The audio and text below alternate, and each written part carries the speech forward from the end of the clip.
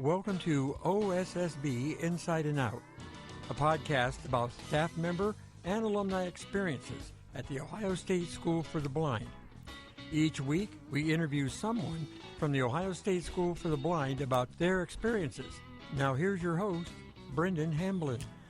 Welcome back to another episode of the podcast. Today, with me in studio, I've got former orientation and mobility instructor, Mr. Phil Northrop from OSSB. How are you doing today, Mr. Northrop? Just fine, Brendon. It's great being here. Looking forward to having a chat with you here. It's great having you in studio. It's been a while since I've had someone actually in studio. The last person I had in studio was Mrs. Agler. So, yeah, everybody else has been through the phones. So, yeah. Well, I just live in Delaware, so it's an easy trek for you. Yeah, it's an easy drive up here, and I thought it'd be kind of fun to do it face to face. You know, definitely doesn't hurt.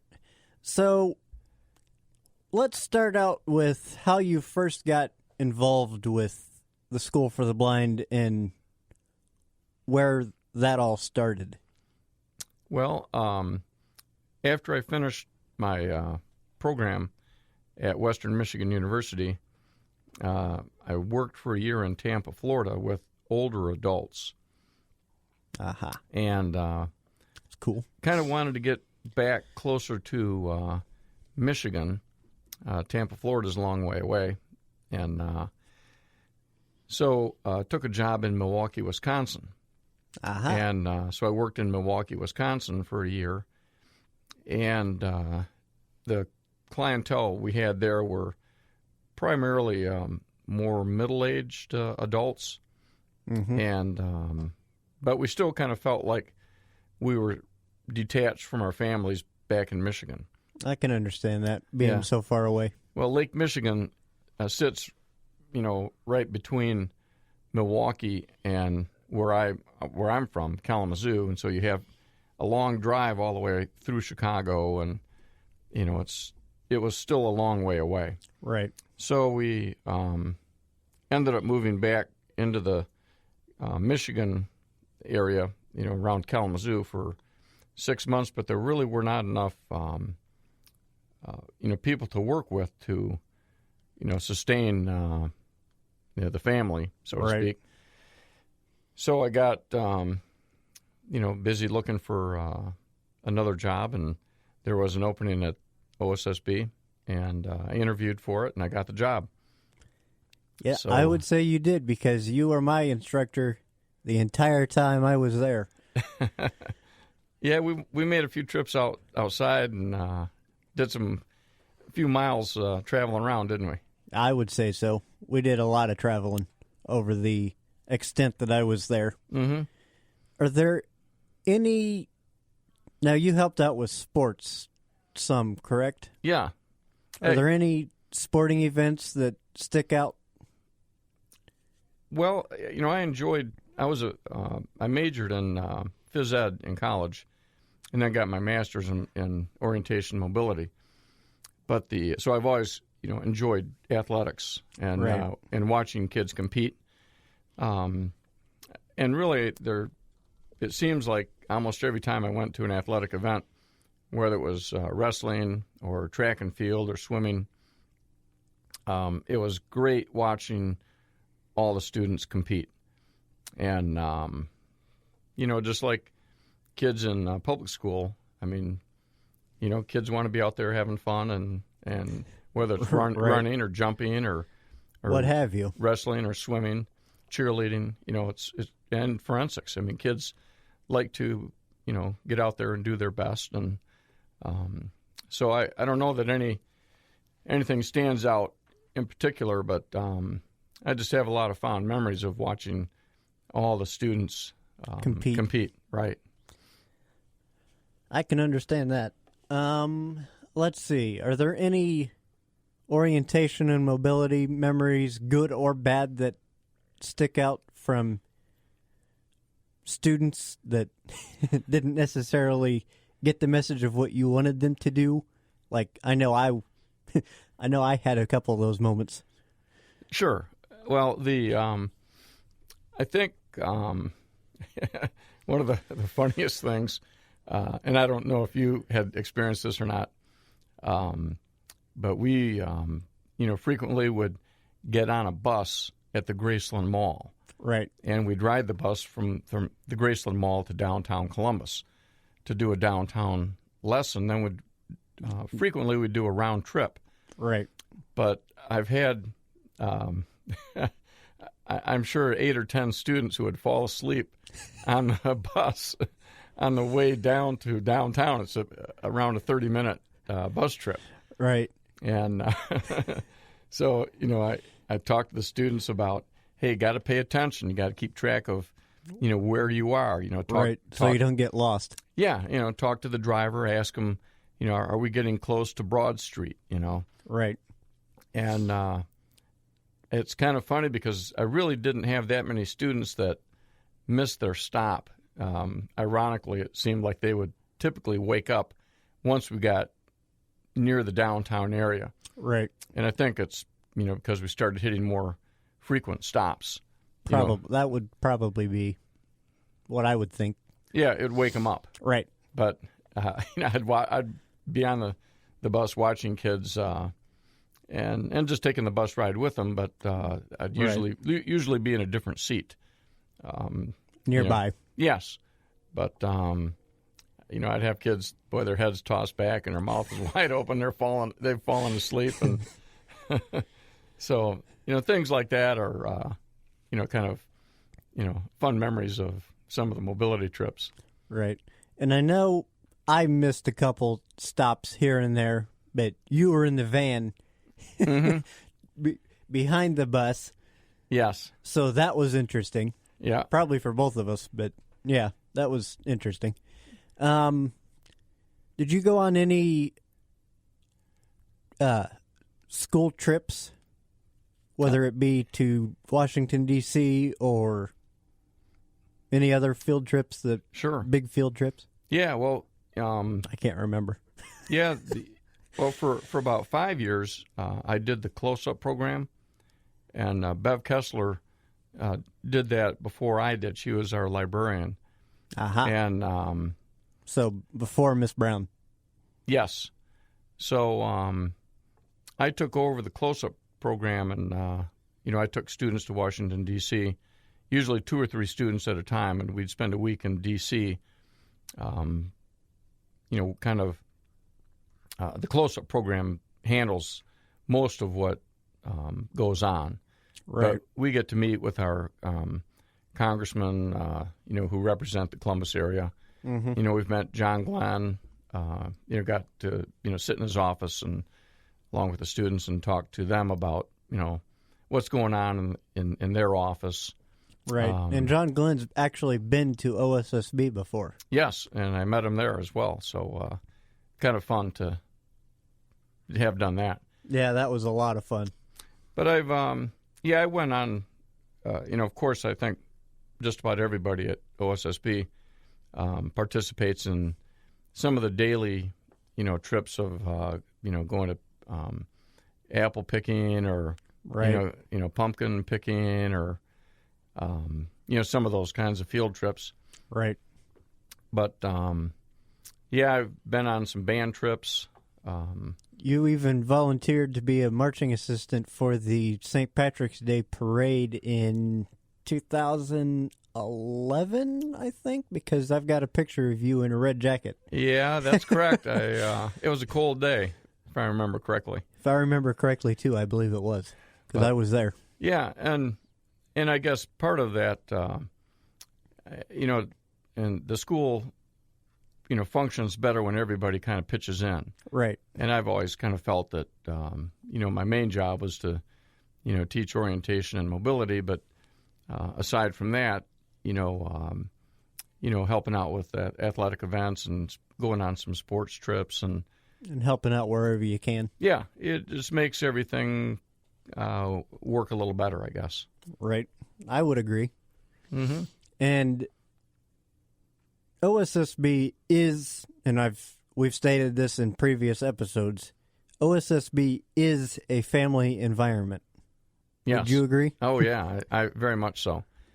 It's like family first, education second, or somewhere. Well, they're pretty closely connected for sure. True. But, yeah, I think it's a real special environment that, the relationship that, the students have with the staff. I think it lends itself to, a nice learning environment, because, you don't have large classrooms with 25 other students in there. And right. At most, I think you've got 8? Or yeah, about that. Typically, yeah, at OSSB anyway. Mm-hmm. Yeah, and frequently, sometimes it's 5 or 6 kids in a class, and exactly. So teachers and the staff, really get to know the students quite well, and the students get to know their teachers very well, and right. So, it's a great learning environment. So you retired which year? A year ago. Aha. You've been gone a year. Yeah, just about a year now. So you retired at the end of February last year, if I'm not mistaken, or about mid-February. Well, end of the month. Yeah, somewhere in there. And I think I would have probably gone a few more years, but my knees kind of bothering you. Well, they kind of told me it was time to retire. Sometimes you got to listen to your body and do what it says. Well, which is understandable. And I've had 2 surgeries on the right knee here, and well, that's understandable. So when your job requires you to walk a lot, right? You to be able to walk around, and right. Boy, there were a lot of days when I thought, oh man, this is going to be a long day. So, what have you been up to since retiring? How's retirement treating you? Well, it's great. Enjoying it. My wife and I moved into a new house. I was telling you before we got on air. Right. So kind of busy with moving currently, but just in Delaware, Ohio. But between retirement and now, I've gone out golfing. A moderate amount with.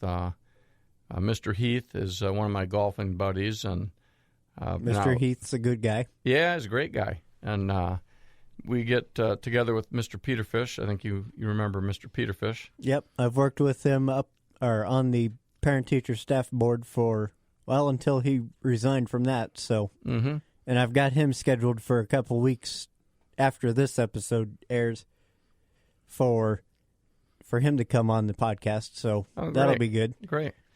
Yeah. Well, we've been out with, I know you remember Mr. Shaw. Yep. And Mr. Ramsey's been out with us. And, we typically bang the ball all over the golf course. So we get to see lots of the golf course, as we like to say. Nothing wrong with that. But, no, we have a lot of fun. And I've been, playing tennis. I've always enjoyed that. I play doubles tennis now, though. Aha. My knees can't handle singles tennis. There's too much running. Right. But in doubles, the running requirements tremendously reduced. So you get to stand there and serve the ball, or if you're playing at the net, you just have to, take a step to your right or left, that kind of thing. So right. A lot easier on the legs. Right. Have you been keeping up with OSSB and what's been going on? In general, or what have you? Well, I wouldn't say, real closely. I keep in touch with Rachel Smith and Mary Swart out in the O&M department, of course. Right. And I was over at school for the auction, the silent auction. The silent auction for Christmas. Yeah. Oh yeah, I picked up a couple of nice items there. They always have some nice items. Yes. Always have. Yeah. So I know I'm going to be over at OSSB this spring. I've got to get together with Mrs. Smith to, as part of maintaining my certification in orientation and mobility. There's some work that I need to do. So I'll be stopping in and talking to her. But nothing wrong with that. Well, I keep in touch with Mr. Heath, quite a bit, and right, and Mr. Grimm. Steve Grimm is Mr. Grimm's a good guy. Yeah, he's a good guy, and I try and keep in touch with him as well. And Mr. Nixon, and Mr. Nixon's no longer in history. He's I moved heard that. to the STEP program, so there's been some staffing changes, or staffing changes because people have left or retired or what have you. Sure. Or moved positions. Yep. Which happens. Yep. It's part of life. Yes, exactly. Something better comes up, take it. Or what have you. Did you help out with swimming at all?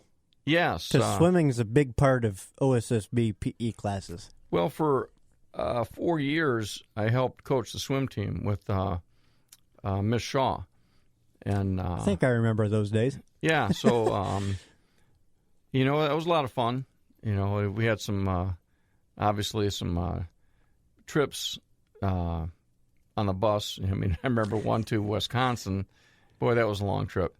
On the bus, any trip is long. Yeah, well, Except for especially those several hours. Yeah, well, the Kentucky and Tennessee aren't bad. Right. And Indiana, it's only 4. Kentucky's, 4 hours there, 4 hours back? Yeah.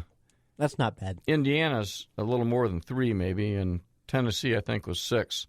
That's not overall not too bad. Well, we got into a few trips, going to conference meets that were, and I can't remember if it was a conference meet or not, but, going to Wisconsin and going to St. Louis. Right. And, Kansas. Boy, those are long trips on a bus. I can imagine, especially Kansas. Yeah, long way. But still, it was a lot of fun, Right. I would say so. Yeah. Sounds like a lot of fun. Let's see.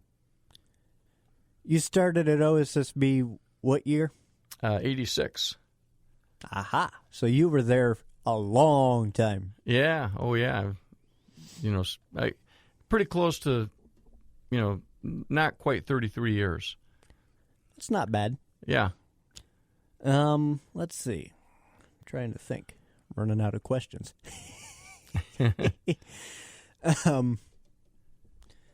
Well, since I graduated in 2016, I went to the Ohio Media School for radio and television broadcast.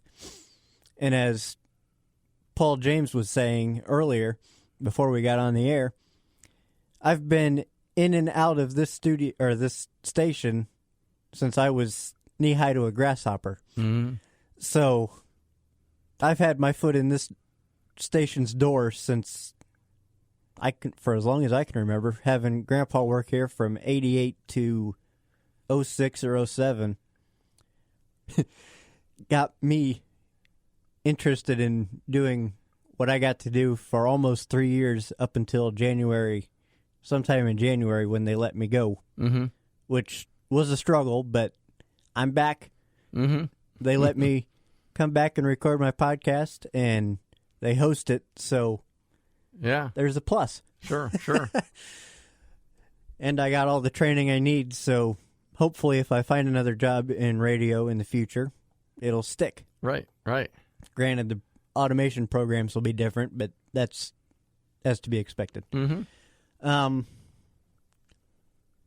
Let's see. Anything else from OSSB from your time, or any memories, any experiences, what have you, that stick out? Well, you kind of went through the transition and the building of the new school. Mm-hmm. Yep. And I think that was real interesting. Yeah. It was about I think from the time they actually started first talking about it until the time they finished it, it was a 6 or 7 year process. It seemed like it went on forever. Yeah, it did. But it, love the new building, and I'm really happy that we still have and use a lot of the old OSSB. Right.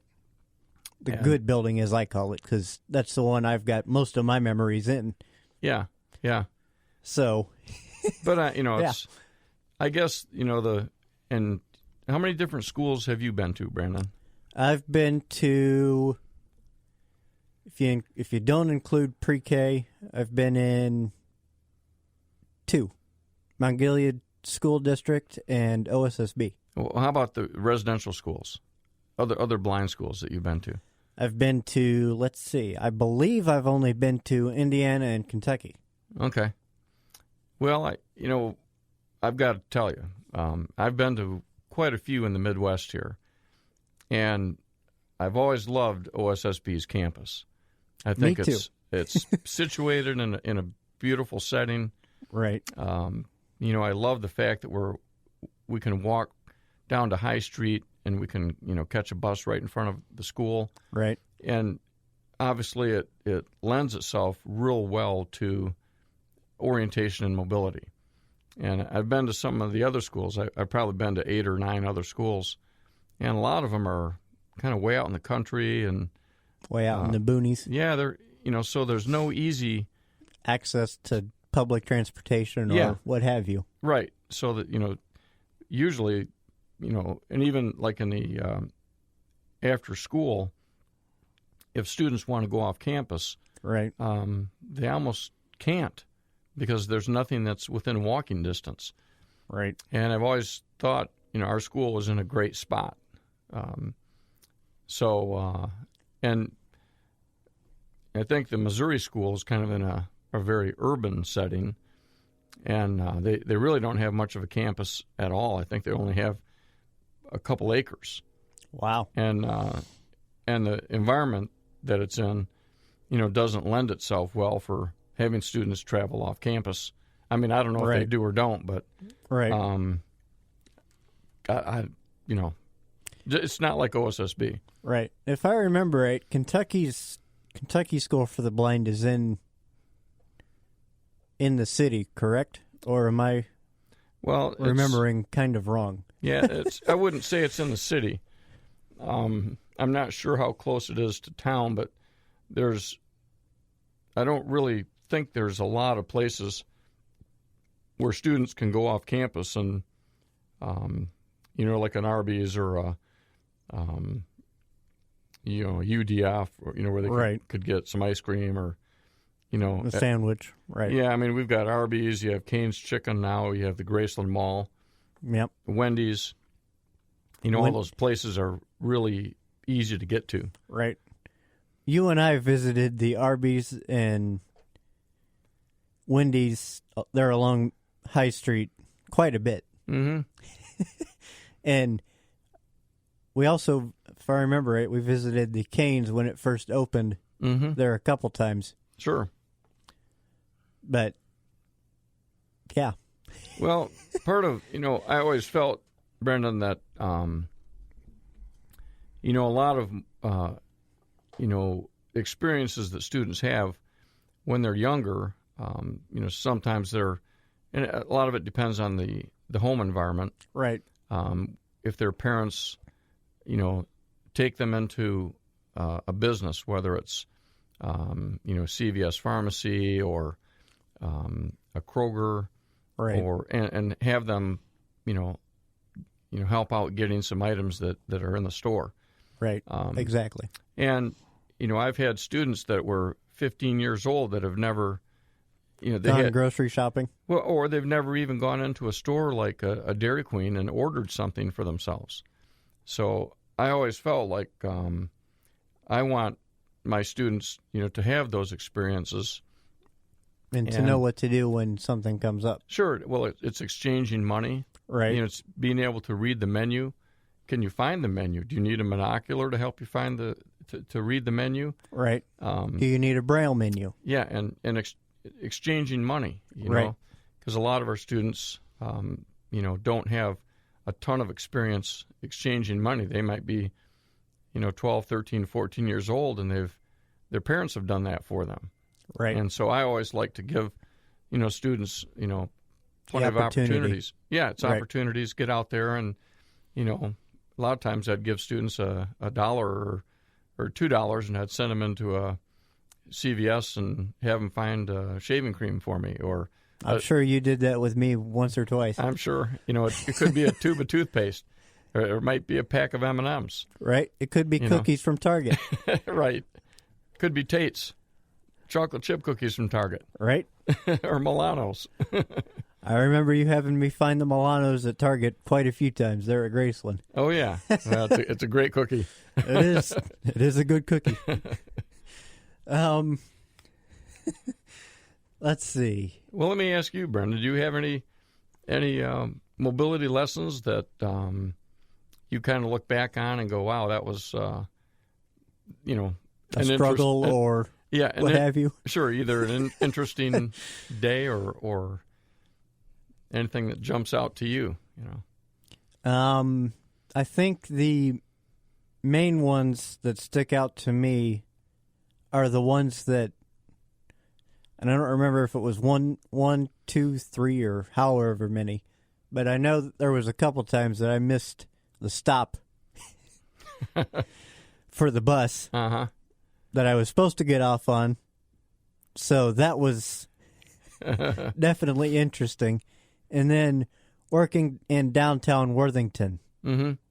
Any of those. Going to the library, going into the shops there along High Street, what have you. Those are always some of my favorite ones. Yeah. Well, interestingly enough, a lot of times when, if a student's riding a bus and they miss their bus stop and they sort of become aware that, hey, I think I've gone too far. Right. Those are good lessons frequently because that's how you learn. It's you missed your stop, and typically we wouldn't let you go too far past.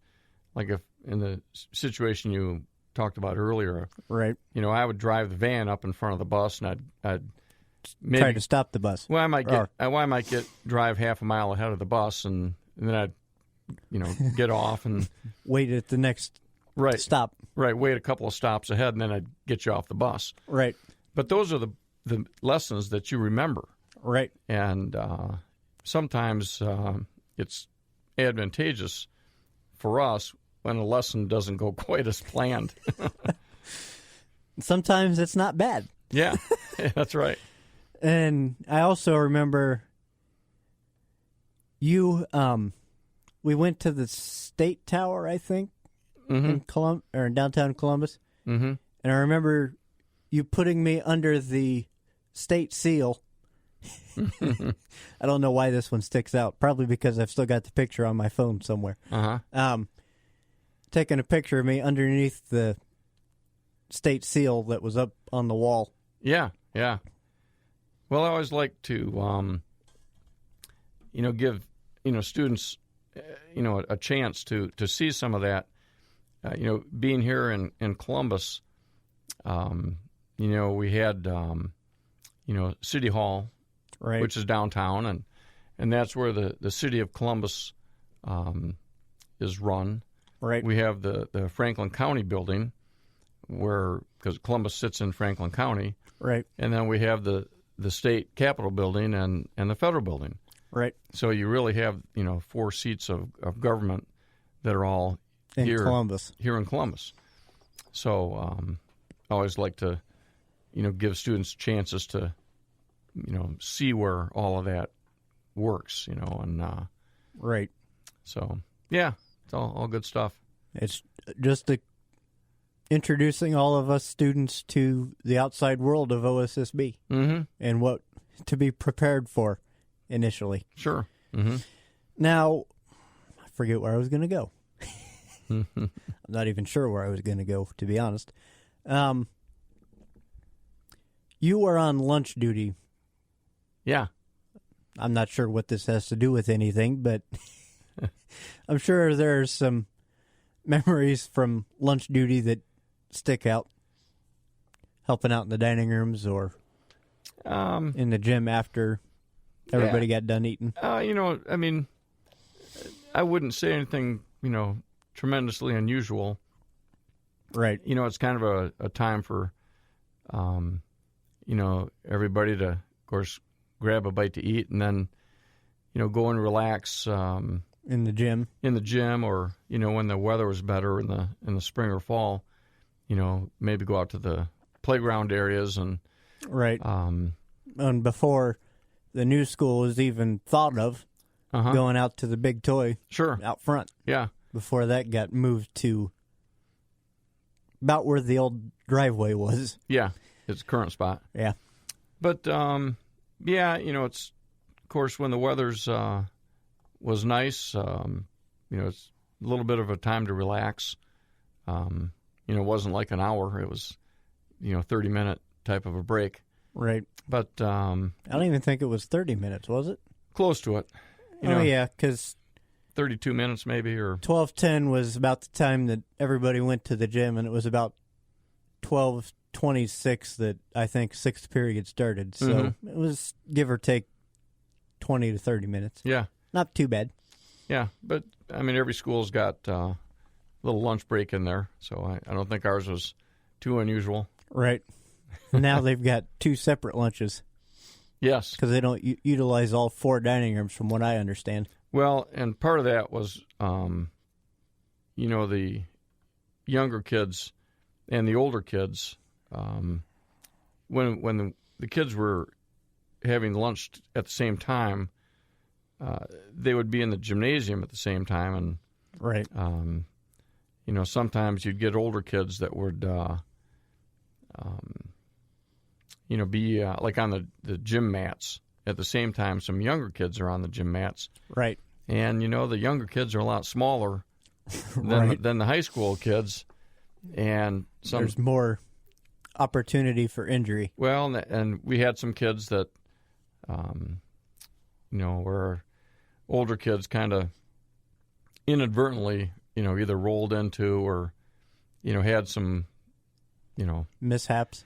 You could call them that. Not intentional. Right. But, you kind of wanted to avoid that stuff. And so I think that was part of the reason they switched it up. Yeah, part of the reason to separate them. So not a bad thing. Right. And then I remember in elementary, they let the kids trick-or-treat around OSSB. Mm-hmm. Probably because, at least I think this is why. Is it because some of the kids don't get to go out and trick-or-treat in their home districts? Oh, I'm sure. At least that's what I would think. Yeah, well, and you never know, how many of our students, in their home setting live in a rural kind of area. Right. Where they wouldn't really have an opportunity to go trick-or-treating. So, I thought it always was a pretty special day around school when all the elementary kids get dressed up and, go around trick-or-treating. I think it's, been going on since I was started there, and I think it's a neat thing. So right. And I know that when you guys moved upstairs to the old high school, to the old English room to be exact, not that some of the listeners would know where that is, but still, you and I know where it is. Pat Wilson's old room. Correct. You would turn that hallway into a quote-unquote scary, fun environment. Sure. Have the lights off and have it all spooky and what have you. Well, Donna Cortica and... it was really a hallway effort. Well, sure. And then Michelle Johnson, right. Rachel Smith and Mary Swartout. Miss Kaplan. Yeah, Miss Kaplan. There was a lot of, people that pitched in on that. And so it was a lot of fun, for sure. Right. I'd imagine they're still doing that. I would imagine so. I haven't seen any pictures lately, so I would assume so, but I don't know. Yeah, yeah. And even when you guys were down in the old nurses area at the back of the building, you guys would kind of do the same thing to your office extent. Mm-hmm. As much as we could, but we had a much smaller area to work with. But still made it work. Yeah. Yeah, we gave it a try. Right. What is the most special time of the year around OSSB, would you say? Whether it be which holiday? Well, I think a couple things stand out to me. I think the time between Thanksgiving and Christmas is always a lot of fun. There's a lot of, kind of excitement. Everybody's anticipating the concert, right. coming up. And Christmas break. Yeah, and who doesn't like a break? The students and especially the staff. Oh, yeah. Well, the time really goes fast, from Thanksgiving to Christmas. Oh, yeah, it does. And I think the other time of year is that was always a lot of fun for me was when we got to the point where we started rehearsing for graduation, and you're kind of approaching the end of the school year, and of course that was a tough time for me because I really didn't want to leave. Sure. Well, yeah, when you've been someplace for X amount of years, so many years, you get pretty comfortable with that, and right. Yeah, but it's on to bigger and better things, and so it was always exciting. I think approaching graduation day, and once you get into May, the weather starts getting nice, oh, and yeah, that's when things really start picking up around OSSB. Yeah, the weather's great. It's like 1 minute it's the first, the next minute it's the end of the month or graduation. Yeah. Don't blink or you'll miss it. Yeah, time goes quick.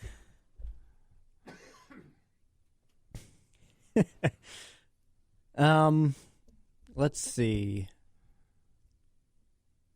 Trying to think. Anything else you'd like to add from your time that we may have missed? Well, or didn't touch on?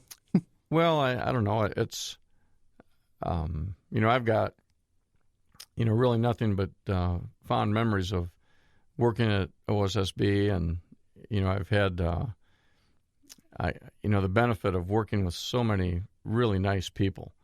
Right. From the, the leadership, with Lou Mazzoli and Jerry Markham, and, before that, Dennis Holmes was our superintendent, and right. Bill Bowling was our principal for many years.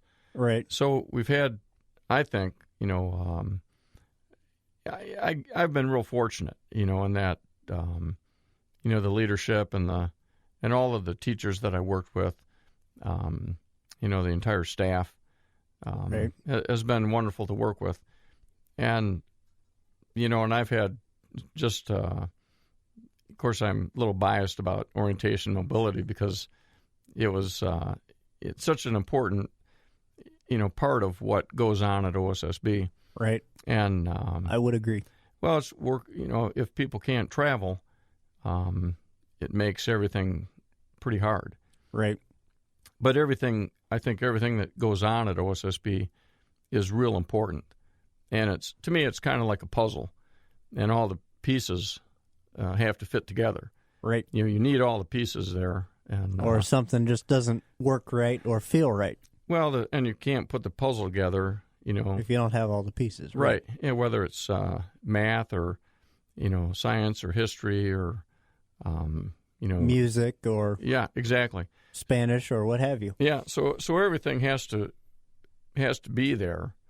And, but, yeah, I felt real fortunate that I kind of fell into the orientation mobility, as a career, got lucky for sure, and right. Ended being a, wonderful experience. And I've told this to people many, many times, that there was never a day that I came into work at school where I wasn't excited about coming into work, and wasn't, oh yeah, I can't wait to get this day going, and working right. working with you guys, right, working with the students, and I probably had almost too much fun on my job. I felt like it was always fun. My gosh, I loved what I did. I just wish my knees would have held up a little bit better. I might still be working, Right. But it's not a job if you love what you do. Yeah, exactly. Yeah. Yeah, they say if you love your job, you never have to work a day in your life. Exactly. So I felt like that was my situation. So. And then something that popped into my mind while you were talking. Were you one of the staff members that we taped to the wall for, I forget, some fundraiser? Fortunately, no. Oh, yeah, it was Dr. Lou. Yeah. Nixon. Maybe Mr. Shaw. Was he? Maybe. I know Mr. Kelly was there. I know it was Nixon, Mr. Kelly, and Dr. Lou. Okay. I don't remember who the fourth one was. Maybe it was Ralph Marivola. I don't remember. Yeah, I don't remember. I'm just glad it wasn't me. I can understand that. I wouldn't want to be duct taped to a wall. Yeah, that was brutal. Trying to get all the tape off your clothes. No, thank you. And then I think I am out of questions for now. Oh, I'd love to come back sometime if you ever, a few years down the road, if you want to reconvene here and we can do that. Look back at, memories and stuff. That'd be great. We can do that. I think that'll do it for this episode. Thanks for tuning in. Don't forget to like us on Facebook, follow us on Instagram and Twitter, and search for us by searching OSSB Inside and Out Podcast. You'll find us. We should be the only one that pops up. Follow us on iHeartRadio or wherever you get your podcasts. And until then, bye for now. Thanks for joining us this week on OSSB Inside and Out. Make sure to follow us on social media on Facebook, Instagram, and Twitter by searching for OSSB Inside and Out Podcast. Make sure you don't miss any future episodes. You can find us on all the major podcast platforms. Thank you for listening.